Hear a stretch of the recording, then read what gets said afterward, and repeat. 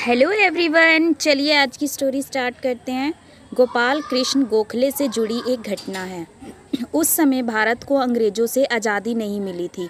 Way council of viceroy के member थे।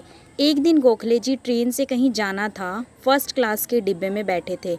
तभी एक अंग्रेज अधिकारी भी उसी डिब्बे में आकर बैठा।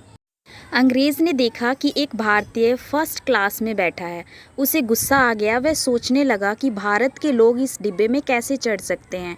उसने गोखले जी का सामान उठाया और डिब्बे से नीचे फेंक दिया।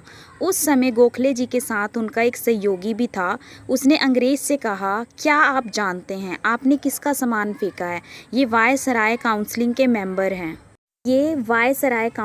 मेंबर हैं। ये सुनकर अंग्रेज को अपनी गलती समझ आ गई। उसने तुरंत ही गोखले जी का सामान उठाकर डिब्बे में उसी जगह रख दिया और अपनी गलती की माफ़ी मांगने लगा। गोखले जी बहुत विनम्र और विद्वान थे। उन्होंने अंग्रेज को माफ़ कर दिया, लेकिन उनका सहयोगी अभी अंग्रेज से गुस्सा था। उसने एक पत्र लॉर्ड कार्जन को लिखा और उस अंग्रेज अधिकारी की शिकायत की और मांग की कि इस अधिकारी को सज़ा दी जाए। गोखले जी ने वह पत्र देखकर कहा, तुम ये ठीक नहीं कर रहे हो। गुस्से को लंबा खींचकर तुम अपनी ऊर्जा और समय दोनों नष्ट कर रहे हो। इस ऊर्जा का सही उपयोग कहाँ करना चाहिए?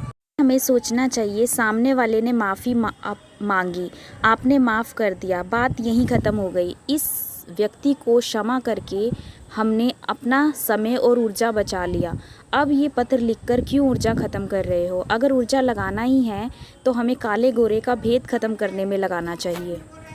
अगर कोई गलती करता है और एहसास होने पर माफ़ी मांग लेता है तो उसे माफ़ कर देना चाहिए। अगर हम उस पर गुस्सा करेंगे, उसकी शिकायत करेंगे तो इससे हमें क्या लाभ मिलेगा? क्षमा करके हम अपना समय और ऊर्जा बचा लेते हैं। ये दोनों भविष्य को बेहतर बनाने में खर्च करना चाहिए।